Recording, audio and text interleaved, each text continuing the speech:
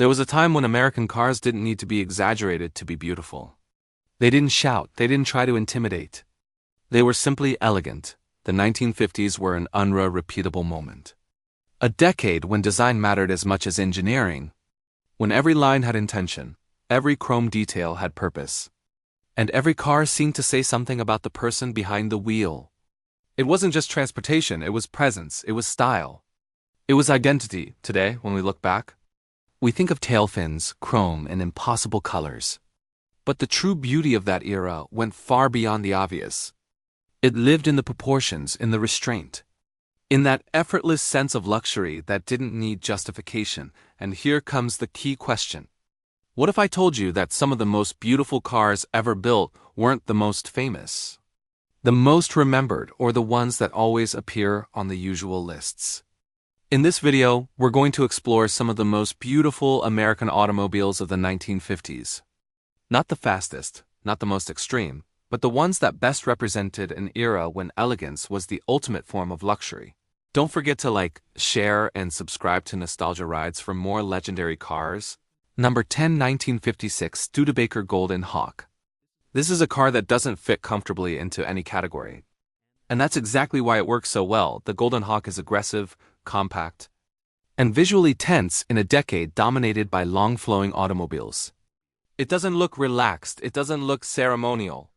It looks determined, and that makes it an aesthetic rarity among 1950s cars. Its design carries a clear European influence. Shorter overall with a higher belt line and a front end that projects immediate character, it doesn't chase classic elegance.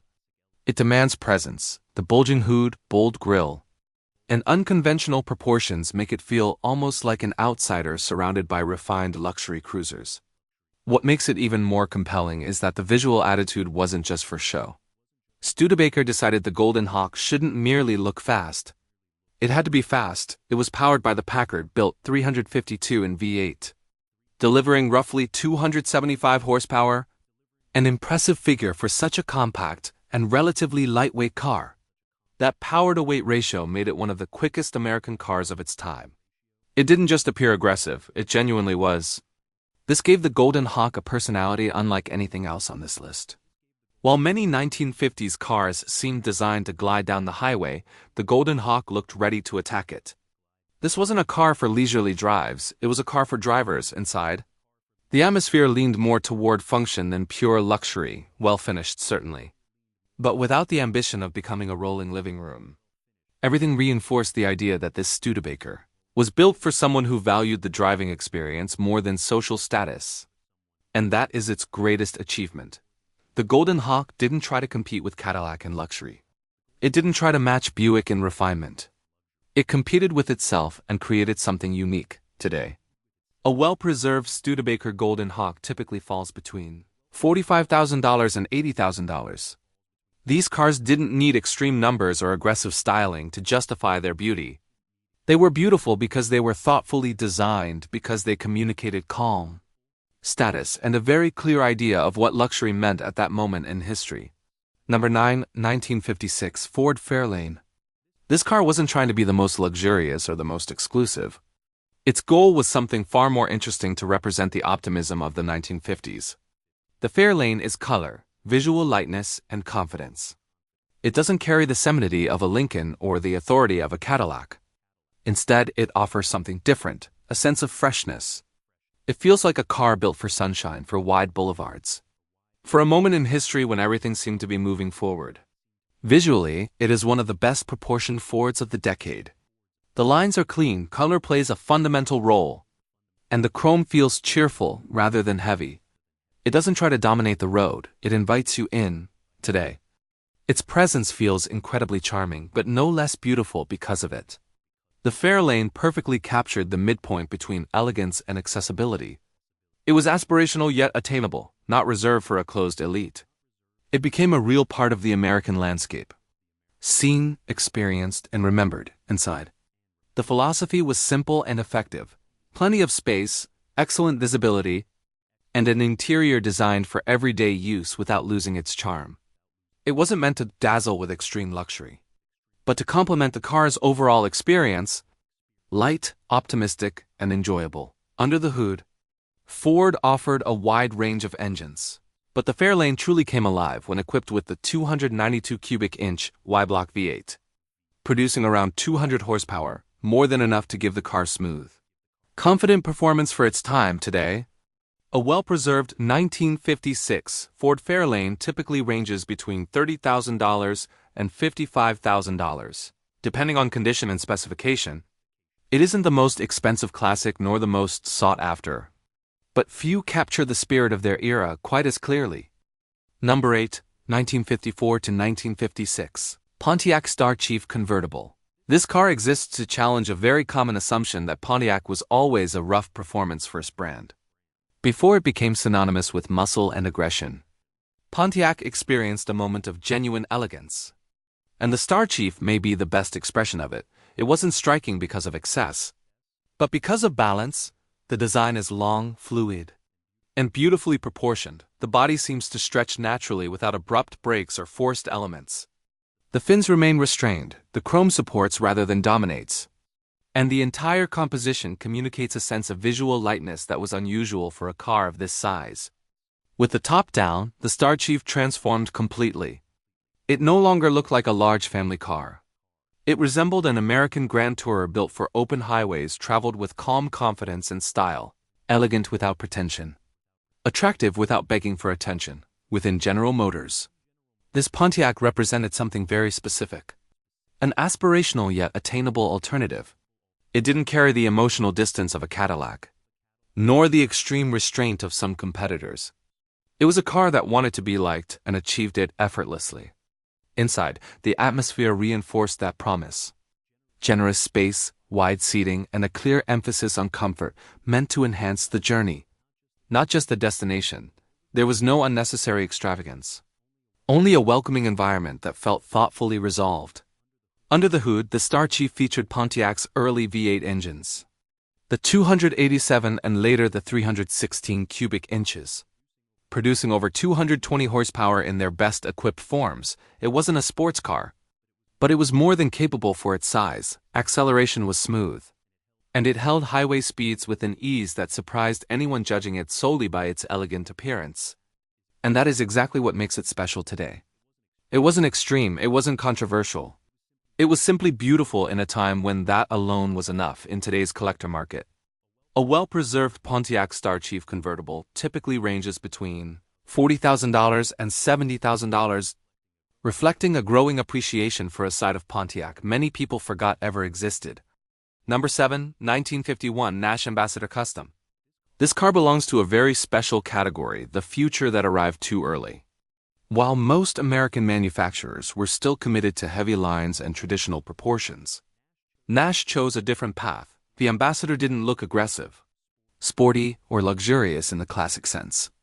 It looked different, and in the 1950s, that wasn't always an advantage. Its design is rounded, aerodynamic, and strikingly modern. Even today, the lines flow without harsh interruptions, the front end is clean, and the overall shape conveys an unusual sense of visual efficiency for the era. There is no drama, no unnecessary ornamentation. By American standards of the time, it was almost minimalist. What makes this even more compelling is that the aesthetic wasn't just about style. Nash was obsessed with aerodynamics and efficiency long before those ideas became fashionable.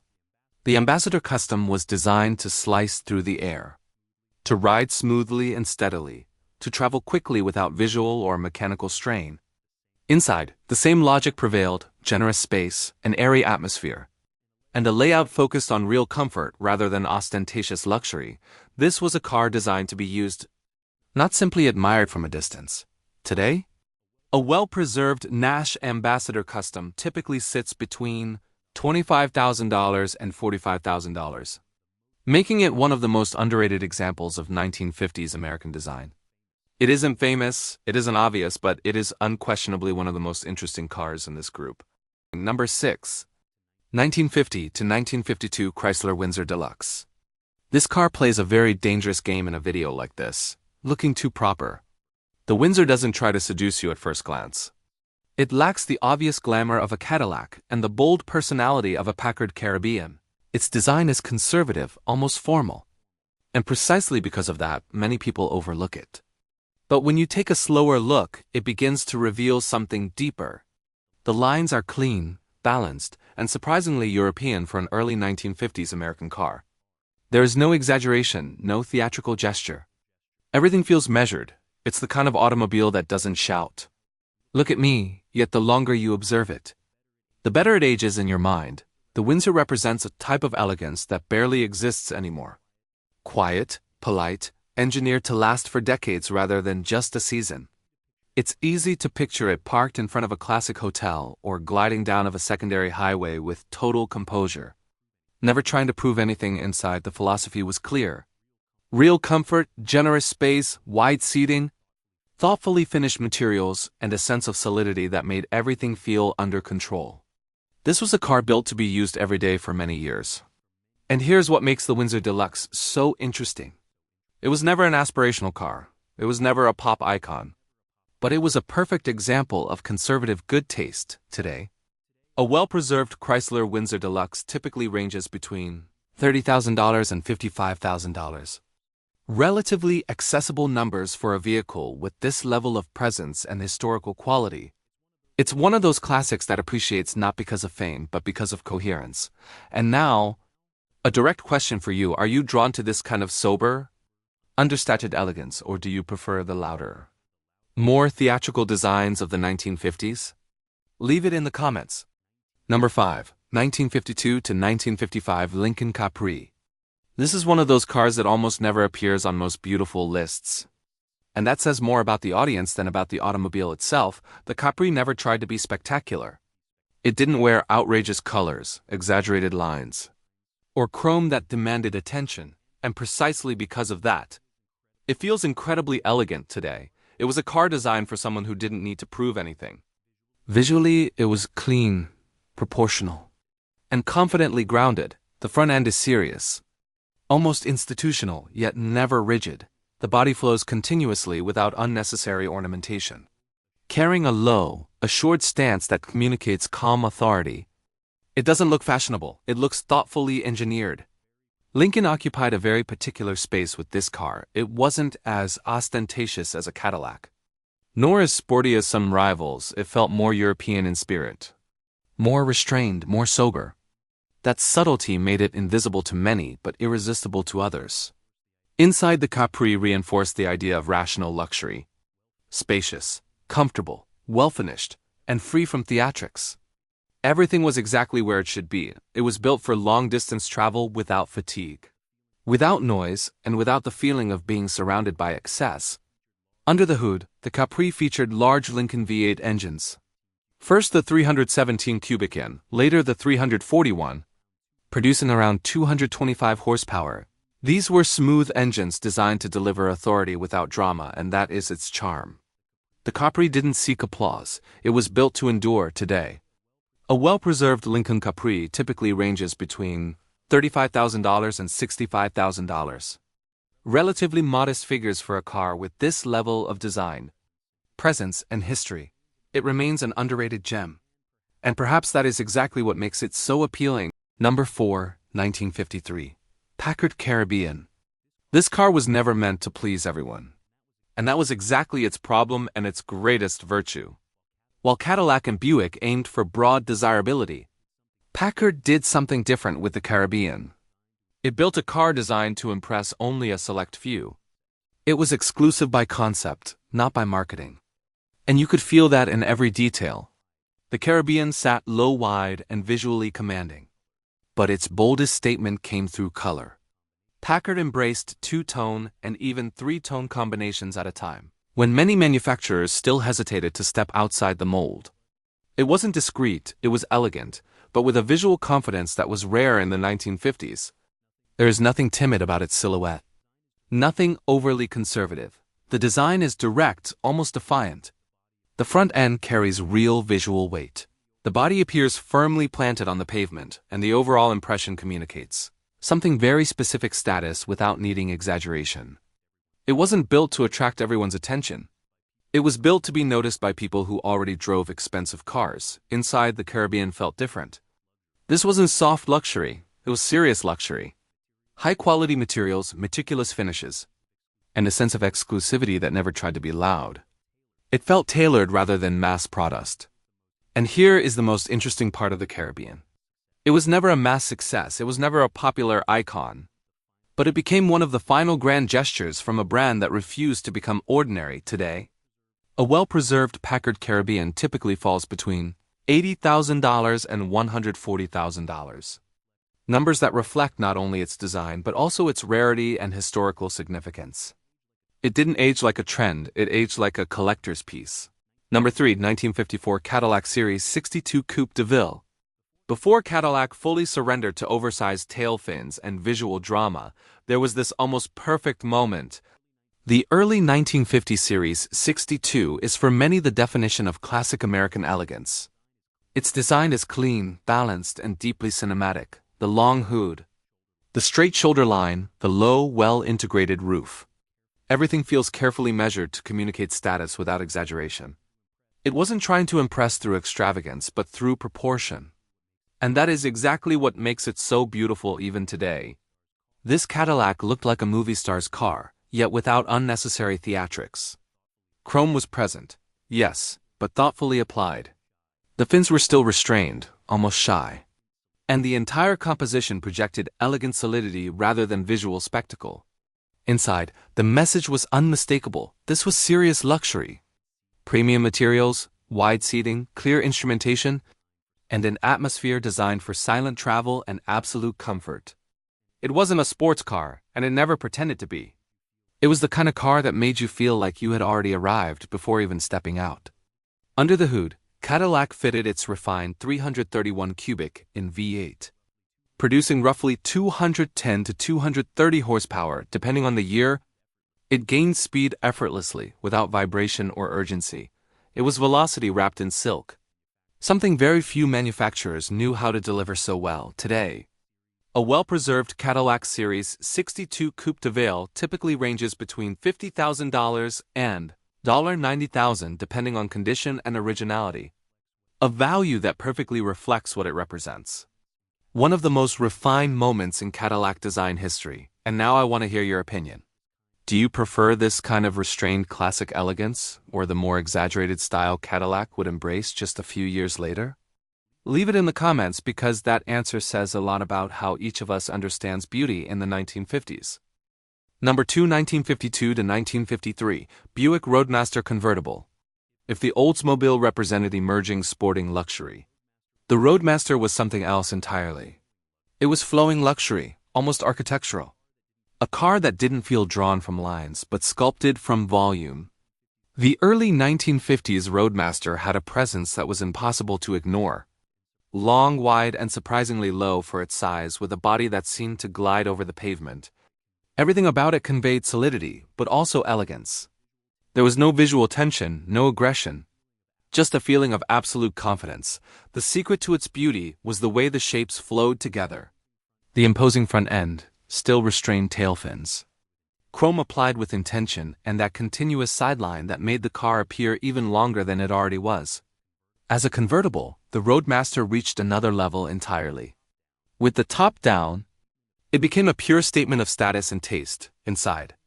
The experience felt like a rolling living room, broad seats, premium materials, and a level of isolation that seemed to erase the outside world. This wasn't a car meant to be driven in a hurry, it was a car meant to savor. To let the road pass slowly while everything around you felt calm and controlled. Under the hood lived one of Buick's most iconic engines. The 322 cubic inch nail head, capable of producing around 236 horsepower. It wasn't built to impress on paper, it was built to deliver strong torque from very low RPM. And that is its greatest aesthetic virtue. The Roadmaster didn't need to look sporty to be desirable. It didn't need exaggeration to be elegant. Its beauty lived in its calmness, in its perfectly distributed visual weight, and in the sense that everything was exactly where it was meant to be. Today, a well-preserved Buick Roadmaster convertible typically ranges from $60,000 to $100,000, depending on condition and restoration, a reflection of what it has always been. A car for those who understood that true luxury never needs explanation. Number 1, 1954 Oldsmobile 98 Holiday. If there was a car in the 1950s that seemed to understand the future ahead of its time, it was this one. This wasn't an automobile that went unnoticed. But it also didn't need exaggeration to command respect. Its design communicated something very specific in sporting luxury long before that concept even had a name. It was long, low for its size, elegant without appearing delicate, and carried a presence that suggested it belonged to a higher class. Proportions are everything here. The endless hood, the clean side profile, and the pillarless holiday hardtop created a flowing, almost uninterrupted silhouette with the windows down. The car looked like a single continuous piece of design free of visual breaks. It was refined yet dynamic, a balance very few cars of the era managed to achieve. Inside, the message became even clearer. This wasn't a car designed merely to impress from the outside. High-quality materials, wide seating, elegant instrumentation, and an atmosphere that made the journey part of the pleasure, not just the destination. It was built for long distances, traveled calmly in style and in absolute comfort.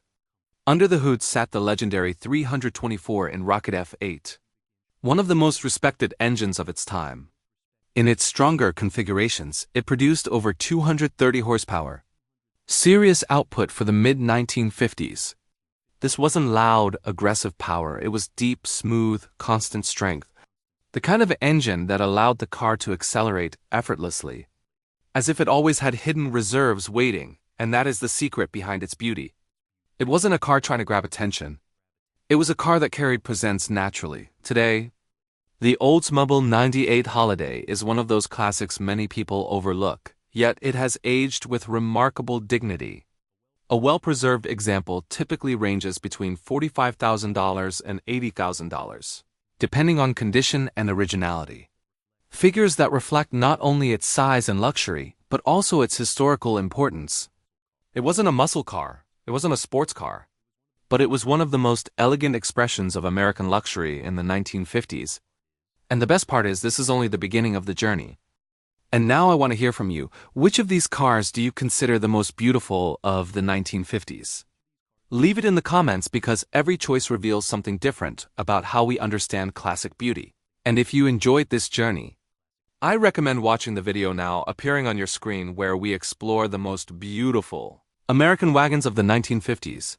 Family cars that surprisingly shared the same elegance, presence, and spirit as these great sedans and coupes. See you on the next journey through the golden age of the American automobile. Don't forget to like, share, and subscribe to Nostalgia Rides for more legendary cars, forgotten classics, and the real stories behind automotive history.